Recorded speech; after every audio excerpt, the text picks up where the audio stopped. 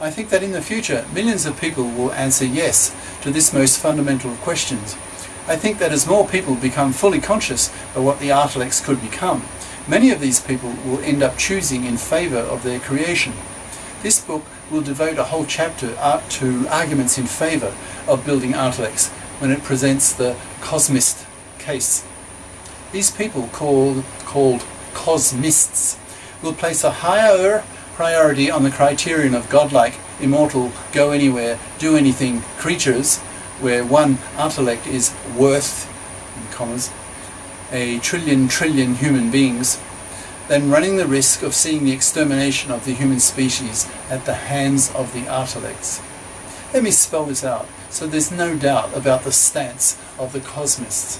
A Cosmist, by definition, is someone who favours the building of Artilects. The Artilects, if they are built, may later find humans so inferior and such a pest that they may decide, for whatever reason, to wipe us out. Therefore, the Cosmist is prepared to accept the risk that the human species is wiped out. If humanity is wiped out, that means your grandchildren will be wiped out. My grandchildren will be wiped out. It would be the worst calamity in human history, because there would be no more history, because there would be no more humans. Humanity would thus join the long list of over 99% of species that have ever existed on the Earth, that have already become extinct. Thus to the Terrans, the Cosmists are monsters incarnate, far worse than the regimes of Hitler, Stalin, Mao, the Japanese, or any other regime that murdered tens of millions of people in the 20th century, because the scale of the monstrosity would be far larger. This time we are not talking about mega mass murder, we are talking about the potential annihilation of the whole human species, billions of people. But to the Cosmists, the survival or not of the human species on an insignificant planet circling a star that is one of about 200 billion in our galaxy, in a known universe of a comparable number of galaxies, also in the billions, and with probably as many universes in the multiverse, according to several recent cosmological theories, is a matter of minuscule importance. I've labelled the Cosmists for a reason. Their perspective is cosmic. They will look at the big picture, meaning that the annihilation of one ultra-primitive biological non-artilectual species, that is human beings, on one insignificant little planet is unimportant in comparison with the creation of Artilect gods. Such ideas and attitudes will be elaborated upon in 2 chapters later in this book, presenting the Terran and the Cosmist cases, one for each viewpoint. There are very powerful arguments on both sides, which I believe will only make the inevitable conflict between Terranism and Cosmism all the more bitter as the Artilect debate heats up in the coming decades. What makes me particularly gloomy about the potential bitterness of this coming conflict is how evenly people's opinions are split along the Terran/Cosmist divide. For example, I often invite audiences to whom I present the Cosmist/Terran/Artilect scenario in public lectures to vote on whether they would be Terran or Cosmist. I find that the voting is not what I first expected it would be, namely about 10% Cosmist, 90% Terran, but rather 50-50, 60-40, 40-60. This issue truly divides people. What makes me even gloomier is that the Artilect issue, that is, should Artilects be built or not, will heat up in the 21st century to such an extent that it's almost certain it will lead to a major war between the Terrans and the Cosmists in the second half of this new century. This conflict will take place with 21st century weaponry. If one extrapolates up the graph of the number of deaths in major wars from the beginning of the 19th century, for example the Napoleonic Wars, to the end of the 21st century, one arrives at the depressing figure of billions, what I call giga-death. But the population of the Earth is only several billion people, so we arrive at the tragic conclusion that to avoid the risk of the total annihilation of the human species by the Artilects, humanity goes to war against itself and kills itself off, or almost. This Artilect war, as I call it, will be the most passionate in history because the stake has never been so high, namely the survival of the whole human race. It will be waged with 21st century weapons, and hence the casualty figures will be of 21st century grandeur. The sad thing about this gloomy scenario is that despite considerable effort on my part, I have been unable to find a way out of this mess. I lie awake at night trying to find a realistic scenario that could avoid gigadeath. I have not succeeded, which makes me feel most pessimistic. In fact, I'm so pessimistic that I'm glad to be alive today. At least I will die peacefully in my bed. However, I fear for my grandchildren. They may well see the horror of it, and very probably they will be destroyed by it. I will die within about 30 to 40 years, given my age, but that is not enough time, I believe, for the Artilect scenario to unfold. I believe it will take longer than that to obtain the necessary knowledge to build massively intelligent artificial brains, or Artilects. However, what I will see in my lifetime, and obviously this book is aimed at producing just that, is a vociferous debate over the Artilect issue. There are a growing number of researchers and professors like myself who are starting to see the writing on the wall, and who are claiming publicly in media appearances and books that the 21st century will see the rise of massive artificial intelligence. I'm the only one so far who's saying that this rise of massive AI will probably lead to a major war, the Artilect War. Thus the issue is really starting to hit the world media, and countries such as the US, the UK, France and Holland are leading the pack. In fact, I believe that within only a few years, the issue will have passed from one that is confined largely to academic audiences to a wider general public, with contributors from such fields as politics, religion, defence, etc. The Artilect War will seem like science fiction and seem to be set too far into the future for most people to worry about. But as the machines start getting smarter and smarter every year, it will take on an intensity that will become truly frightening. So what is my position on all this? Why am I writing this book? Deep down, I'm a cosmist. I think it would be a cosmic tragedy if humanity chooses never to build Artilects. To illustrate my reasons for being a cosmist in my heart, I like to tell a little story. Imagine you are an ET, an extraterrestrial, with godlike technological powers, and you come to the Earth 3 billion years ago. You observe the life forms at that time on Earth and notice that they are still at the primitive bacterial single-celled stage. In a sweep of your magical technological wand, you fiddle all the DNA and all the bacteria of the planet so that, for the sake of the argument, it will never be possible for these bacteria to evolve into multicell creatures in the future. Hence, there will never be any plants, no animals, no human beings, no Einstein, no Beethoven's Ninth. Is that a tragedy? Once the multicell creatures did evolve on the Earth, zillions of bacteria were eaten by them. The evolutionary rise of multicell creatures on the Earth was no picnic for the bacteria. I hope you see the analogy. If we build Artilects and billions of human beings are wiped out as a result, what will be the equivalent of Beethoven's Ninth that the Artilects will produce with their godlike intellects? As human beings, we are too dumb to know. We're just too inferior to be capable of recognizing such things. It would be like asking a mouse to study Einstein's general theory of relativity.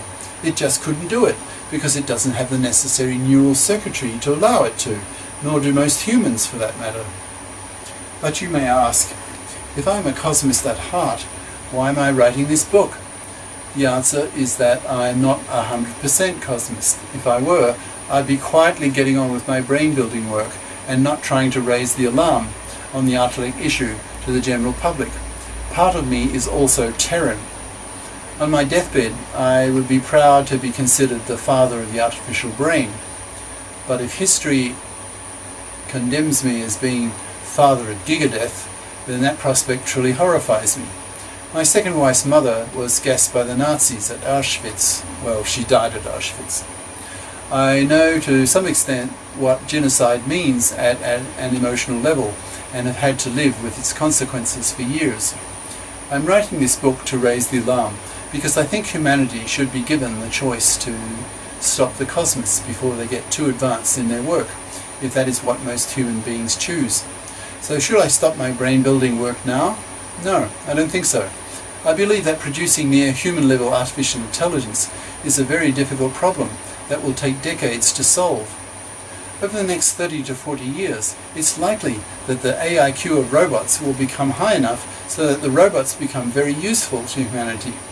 They will perform many of the boring, dirty and dangerous tasks. Humanity will be liberated from such work and hence have more time to pursue more rewarding tasks. The robots will do most of the work, allowing human beings to do more fun things. It would be premature to stop the research on artificial brains now. However, once these artificial brains really do start becoming smart and threaten to become a lot smarter and perhaps very quickly, a scenario called the singularity, then humanity should be ready to take a decision on whether to proceed or not. Making an informed decision on an issue that concerns the survival of the whole human species is something so important that the necessary discussion on the Artilect issue should begin early. There should be enough time for all the issue's intricacies to be thrashed out before the Artilect age is imminent. So publicly, I'm Terran. I'm trying to raise the alarm. Privately, I'm Cosmist. Hence I feel most schizophrenic. As I mentioned in the very first page of this book, I feel so torn on the issue, so ambivalent. I believe that similar feelings will be felt by billions of people in the future as the Artilect debate really takes hold. From the Terran viewpoint, to be a Cosmist is to be a speciecidal monster, a species killer. A Cosmist accepts the risk of seeing the human species wiped out by the Artilects. This is inherent in the nature of the situation. The decision whether to build Artilects has a binary answer. We can build them or not build them. The decision to build them is the decision to accept the risk that they may wipe us out. On the other hand, not to build them is the decision not to build gods, a kind of deicide, that's God-killing. From the Cosmist viewpoint, Terrans are deicidal monsters. In passing, I should mention that there are some people who feel that the whole Cosmist/Terran conflict can be avoided by having human beings themselves become Artilects, by adding components to their heads, etc., to become cyborgs, that's cybernetic organisms, that is, part human, part machine. Personally, I find such arguments naive, since they would only work if the whole of humanity made the transition from human to Artilect at the same rate, which obviously is not going to happen. There's more potential computing capacity in a grain of sugar than there is in the human brain by a factor of trillions. Incorporating such a grain into the human brain would simply make the human cyborg into an Artilect in human disguise, as seen from the perspective of a Terran. The Terrans would hate the cyborgs with as much venom as they would the Artilects, and would be motivated to destroy both. Having a human exterior would not make the cyborgs any less threatening to the Terrans. Let me try to express this Terran revulsion against the cyborgs in an even more graphic way that may have a stronger appeal to women than to men. Take the case of a young mother who has just given birth. She decides to convert her baby into a cyborg by adding the grain of sugar to her baby's brain, thus transforming her baby into a human-faced Artilect. Her baby will, in quotes, will now spend only about 1/trillionth of its mental capacity thinking human thoughts, and the rest of its brain capacity, that is 99.99999% of it, will be used for thinking Artilect thoughts, whatever they are. In effect, the mother has killed her baby because it's no longer human. It's an Artilect in human disguise, and totally alien to her. Thus, to me, the cyborg option will not avoid the Cosmist/Terran conflict. If anything, it will probably only worsen it, because it will increase the level of paranoia of the Terrans when they cannot distinguish easily a cyborg from a human at a distance.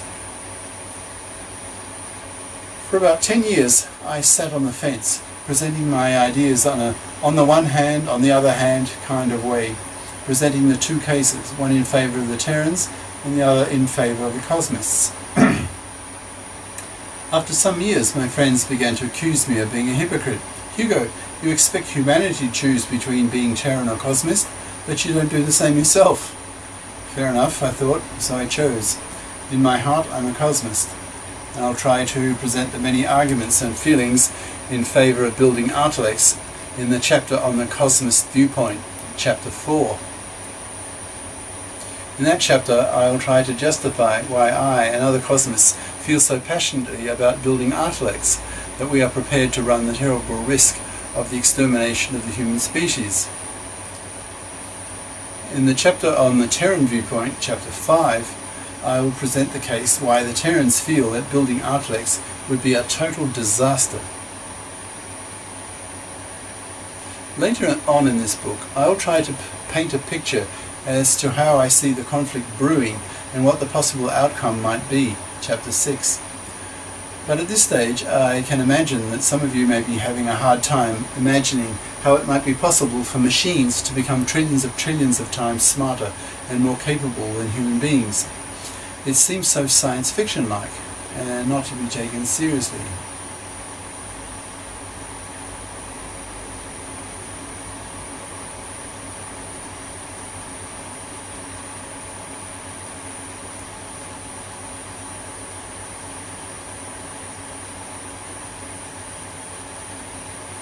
This is not the first time this kind of thing has occurred. In 1933, a Hungarian Jewish physicist by the name of Leo Szilard was staying in a London hotel reading a newspaper report of a talk given by the famous New Zealand physicist Lord Rutherford, the discoverer of the atomic nucleus. He was asked by a journalist attending the talk if he felt that the day would come when the incredible energy lurking in the nucleus would be tapped at an industrial scale. Rutherford's famous reply was, "Moonshine, that is, no way, impossible, rubbish." Szilard felt sceptical about this and felt there had to be a way. Crossing a London street one day, he had an epiphany. The year was 1933, the year after the neutron was discovered. He realized that the neutron would make a wonderful nuclear bullet that would not be deflected by the charge on the nucleus, since by definition the neutron has no charge. It's electrically neutral, hence the name neutron. Szilard knew that uranium was the last stable nucleus in the chemical table of elements. The idea Szilard had was that if a neutron were shot at a uranium nucleus, it would become unstable and might split into two smaller nuclei. Since he knew that smaller nuclei contained fewer neutrons, that would mean that at the split, several neutrons would be shot out that could be used to split other uranium nuclei. Hence, he was the first person in the world to conceive the idea of a nuclear chain reaction. Being a physicist and a friend and colleague of Einstein, he was able to calculate how much energy would be released if such a chain reaction were to occur. He knew that the sum of the masses of the two split nuclei and the emitted neutrons would be less than the original mass of the uranium nucleus and the incoming neutron. So what happened to the missing mass? He knew that it would be converted into the tremendous energy of the nuclei flying apart. How much energy would be released if a melon-sized mass of uranium could chain react? He realized, once he performed the calculation, that there would be enough energy to vaporize a whole city. Szilard was a Jew, spoke German, and had read the book that Hitler wrote in prison after his aborted Munich Putsch, Mein Kampf, which is German for my fight, my struggle. So he knew that Hitler had an Endlösung, final solution, for the Jews. That is, he wanted to wipe them out. In 1933, Hitler came to power in Germany. Szilard was thus not only the first person in the world to conceive the notion of a nuclear chain reaction, but was also the first person to fear that Hitler might be the first to get the bomb. This idea terrified him. Germany was the dominating country in physics in the 1920s, Einstein, Planck, Heisenberg, etc. So he felt that there was a very real possibility that Germany would be the first. He rushed to the US and Washington DC and started to rattle people's cages in the Pentagon, etc. The Pentagon types thought he was a loon, meaning they thought he was crazy. The concept of a single bomb being capable of destroying a whole city struck them as being ludicrous. In the 1930s, the biggest bomb could destroy perhaps a large building. Szilard's aim to see the US be the first country in the world to develop the nuclear bomb was not succeeding, so he changed his tactics. His next idea was to meet his old friend Einstein, who by then was living in the US. Of course, Einstein understood the theory instantly, since he had invented most of it, especially his famous equation E=mc², that Szilard used to make his energy calculation. Einstein was also German and a Jew, so knew all too well what the consequences would be if Hitler got the bomb first.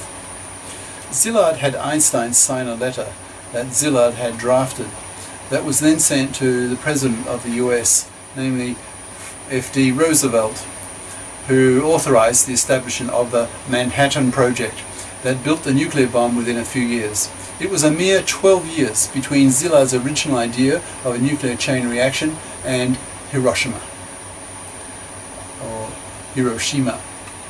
I really admire Szilard. I believe that history has undervalued him. In my view, he was one of the greatest unsung heroes of the 20th century, and whose historical reputation deserves to be far greater than it currently is. Now I'd like to make my point. Szilard was alone at first, before he began to persuade other physicists of the correctness of his vision, namely that future nuclear physics would soon be capable of building a single bomb, so powerful that it could flatten a whole city. He knew that he was right. He knew the theory, and he persisted in persuading the powers of the time to take action. Something similar is starting to happen now. A growing number of researchers and professors in the field of artificial intelligence are seeing the writing on the wall. That is, that 21st century technologies will make very real the possibility of building godlike, massively intelligent machines. These people have the theory. They see what is coming, and they are starting to get worried. I am one of them. This book is an attempt to raise the alarm on this issue. What should humanity do when/if humanity has the technology to build Artilects? My point here is that if you find the whole notion of Artilects too science fiction-like, then consider what Szilard was saying in the early 1930s. There's quite a close analogy here. Imagine how crazy the notion of a city-destroying bomb must have appeared in the 1930s, yet it became a reality. If the notion of building machines trillions of times smarter than human beings seems ludicrous to you now, just remember Szilard and his predictions. This introductory chapter has given you an overview of what the Artilect War is about. The later chapters will provide greater detail on the ideas sketched out so far. I hope this book will make you think. It's written to help make you conscious that an issue that I believe will dominate the global politics of the 21st century, that will colour and define the age, namely the question of species dominance. Should humanity build Artilects or not? This question, I believe, will divide humanity more bitterly in the 21st century than the question which divided humanity so bitterly in the 20th, namely, who should own capital? The bitterly opposed answers to that question led to the capitalist/communist dichotomy. The question that will dominate 21st century global politics, I believe, will be who or what should be dominant species on the planet, Artilects or human beings? I end this chapter with a little slogan that expresses rather pithily the essence of the Artilect debate. Do we build gods, or do we build our potential exterminators?